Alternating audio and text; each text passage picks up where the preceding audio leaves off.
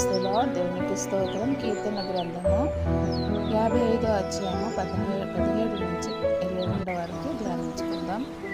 సాయంకాలమున ఉదయమున మధ్యాహ్నమున నేను ధ్యానించుచు మొరపెట్టుకొందును. ఆయన నా ప్రార్థన ఆలకించును.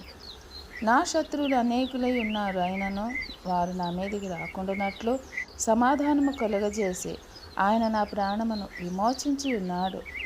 పురాతన కాలం మొదలుకొని ఆసీనుడగు దేవుడు మారు మనస్సు లేని వారై తనకు భయపడని వారికి ఉత్తరమిచ్చుచున్నాడు.